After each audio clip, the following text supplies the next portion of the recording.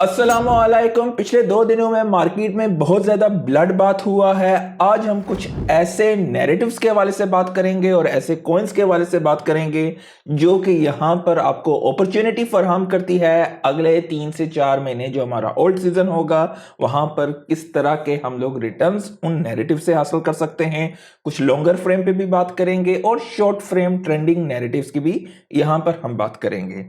तो आप यहाँ पर डीफाई लामा पर जा सकते हैं। ये बेसिकली पिछले 30 दिनों का आप देख सकते हैं। यहाँ पर लाइन चार्ट वगैरह है, आप बार चार्ट वगैरह या हीट मैप के जरिए भी देखना चाहें तो आप यहाँ पर देख सकते हैं।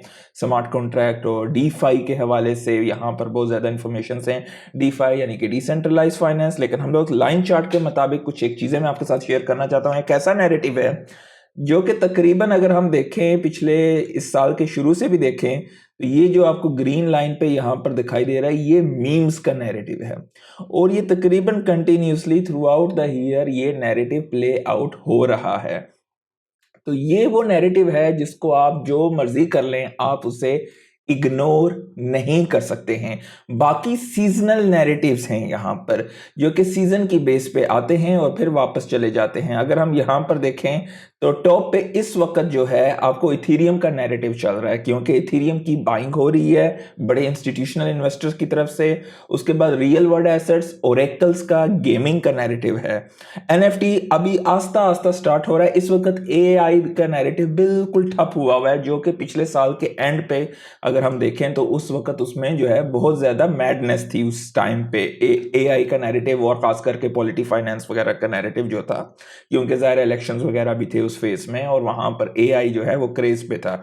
लेकिन उस टाइम पर भी आपको मीम का नैरेटिव उस दौरान आपको सोशल फाई के हवाले से भी कुछ था। मैं जाती तौर पे सोशल फाई पे ज्यादा इन्वेस्टमेंट नहीं करता हूं इस नैरेटिव पे। तो मीम्स का नैरेटिव आपको तकरीबन जब भी मार्केट उठती है आप लॉन्गर टाइम फ्रेम पे देखें ये एक ऐसा नैरेटिव है जो कि आपको बेहतरीन रिटर्न्स देता है। इस वक्त एआई का नैरेटिव के बारे में कोई बंदा बात नहीं कर रहा है और ये जनरली वो टाइम होते हैं जहां पर आपको रिस्क टू रिवॉर्ड रिटर्न्स बहुत ज्यादा मिलते हैं। और at the same time meme का नैरेटिव जब भी मार्केट चलती है मीम के नैरेटिव आपको रिटर्न देते हैं। और चेन के हवाले से अगर हम देखें तो आपको चेन्स के हवाले से भी यहाँ पर जो है मुख्तलिफ किस्म की आपको चीज़ें पता चल सकती हैं कि कौन सी चेन पे जो है कितने कौन से कॉइन्स वगैरह के हवाले से हम बात करेंगे। वो यहाँ पर एक नैरेटिव है मेड इन यूएसए का नैरेटिव। अब मेड इन यूएसए के नैरेटिव में भी आपको कॉइन बेस का जो 50 कॉइन्स का इंडेक्स का नैरेटिव है और डोनाल्ड ट्रंप का जो WLF का प्रोजेक्ट है उसका नैरेटिव है। उसके अलावा ग्रे स्केल ट्रस्ट के नैरेटिव।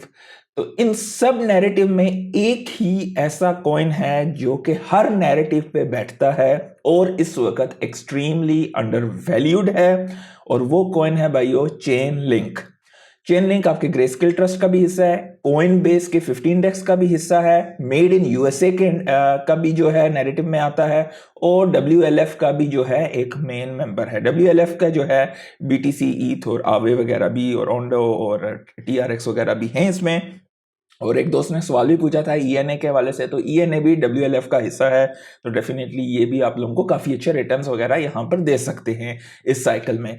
तो उसके अलावा मेड इन यूएसए के नैरेटिव में देखें, अब इसका ये मतलब नहीं होता, अक्सर लोगों का पोर्टफोलियो का सबसे बड़ा मसला ये होता है उन्होंने 50 से 100 कॉइन उठा के रखे हुए होते हैं, हर जगह पे पैसा डाला होता है। भाई आप एग्जिट कैसे करोगे? आपके टोटल पोर्टफोलियो में 12 से 15 कॉइन होने चाहिए, उससे ज्यादा। अब हर चीज उठा के लेके बैठ जाओगे आप हर एक पंप को, there is nobody in the world जो कि हर पंप को पकड़ सके। अच्छे नैरेटिव्स पकड़ो और उस पे जो है अपनी रिसर्च करो, उस पे जो है आप हर वक्त मॉनिटरिंग कर सकते हो। 50 से 100 कॉइन हो गए, उसको आप मॉनिटर कैसे करोगे?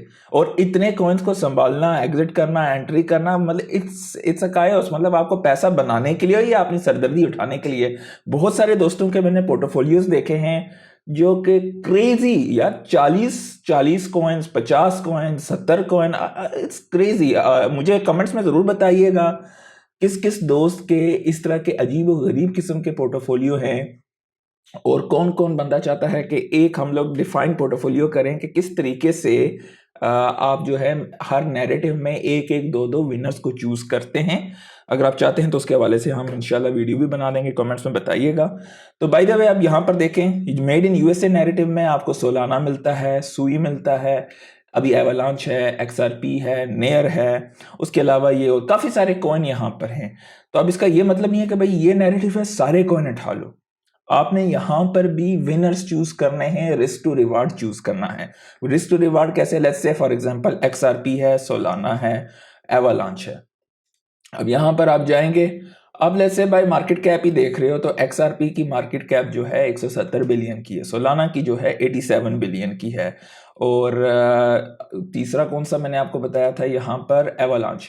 तो लेट्स से एवलांच है, एवलांच हम लोग देखेंगे तो ये काफी डाउन द लाइन कर्व है और इसकी मार्केट कैप है तकरीबन 9 बिलियन के आसपास की।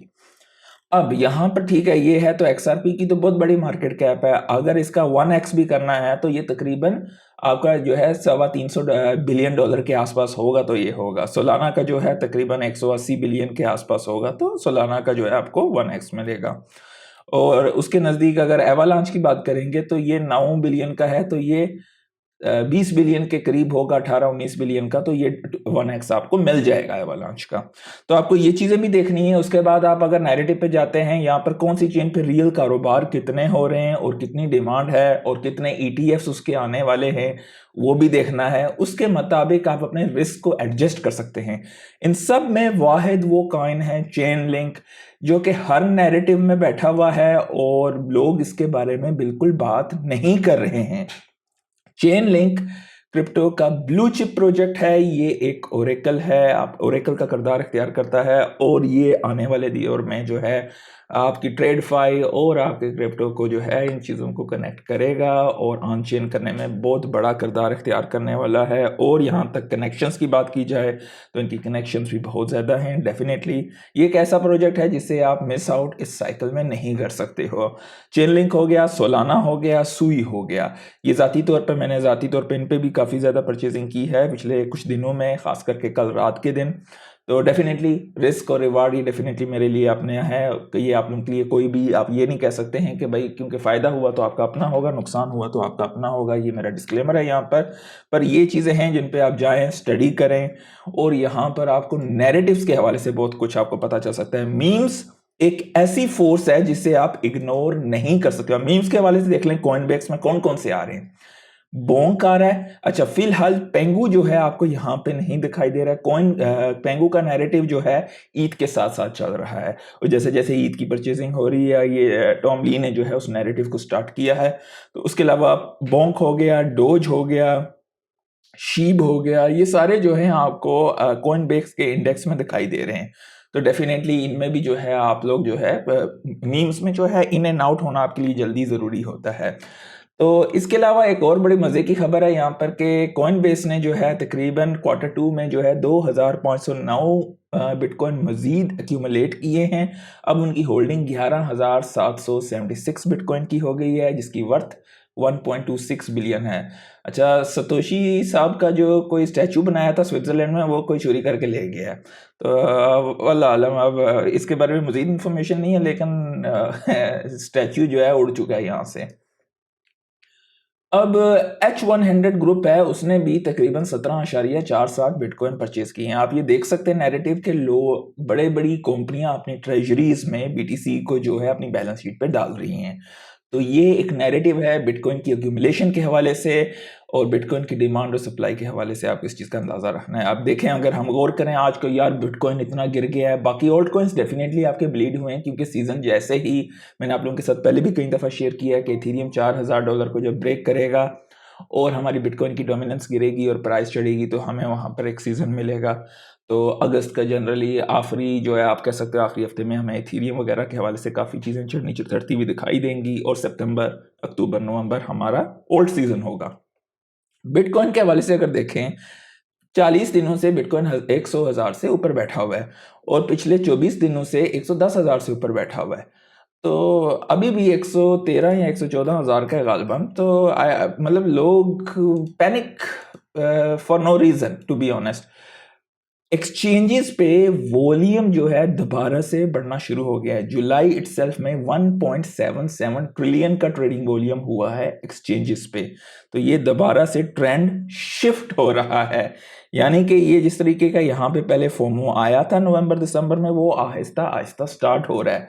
आपको ट्रेंड को समझना है और आपको उससे पहले एंट्री लेनी है कि ये ना हो कि आप फॉलोअर बन जाओ। सो इन चीज़ों को समझें। सोलाना के सीएमई फ्यूचर वॉल्यूम सर्ज हुआ है 252% विच इज $8.1 बिलियन जुलाई में। तो ये भी एक क्रेजी ट्रेंड्स हैं जिनको आपको समझना जरूरी है। ये बड़ी इंटरेस्टिंग सी चीज है यहाँ पर कि प्ले स्टेशन जो है नवंबर 2013 में 15 नवंबर को इसकी कीमत थी तकरीबन $400 और उस वक्त बिटकॉइन जो था $360 का था। तो ज़ाहिर है अगर आपने प्लेस्टेशन ली है तो उसकी वर्थ अभी $200 से भी कम है। अगर आपने बिटकॉइन उठाया उस वक्त तो 115-113 हज़ार डॉलर जो भी है उतना बनता है। और ये एक बेहतरीन सा यहाँ पे एक चार्ट है बिटकॉइन, गोल्ड और S&P 500 में। अगर आपने $100 लगाए हुए 2015 में गालबन, तो उसके बाद आपके ROI यानी कि रिटर्न ऑन इन्वेस्टमेंट कितनी रही है। S&P में आपको 200% मिला, गोल्ड पे 203% मिला और बिटकॉइन पे तब भाई जिस बंदे ने की होगी वो शहजादा है। तो डेफिनेटली ये वो चीज़ें हैं जिन्हें आपको मिस आउट नहीं करना चाहिए। क्रिप्टो बबल्स पे भी हम देख लेते हैं यहाँ पर कि कौन कौन से कॉइन अभी देखें। बॉटम मेरे नज़दीक बिटकॉइन का यहाँ पर 111 के करीब हो चुका है। तो यहाँ पर थोड़े थोड़े जो हैं आपको अपने कॉइन्स वगैरह दोबारा से ये चुल्ले मुल्ले जो है ना थोड़े थोड़े उठने शुरू हुए हैं और हम लोग अभी फेयर एंड ग्रीड की कैफियत में बैठे हुए हैं। और यहाँ पर ओल्ड कॉइन दोबारा से ओल्ड कॉइन सीजन यहाँ पे जो था दोबारा से ब्रेक लगी है और ऊपर की तरफ चलना शुरू हुआ है। BTC एकदम तेज़ी से 114,000 से ऊपर हो गया है और हमारे कुछ कॉइन्स वगैरह यहाँ पर चढ़ने शुरू हो गए। लाइक कर दीजिएगा, दोस्तों के साथ शेयर कीजिएगा। आज के लिए इतना ही, अल्लाह हाफिज़।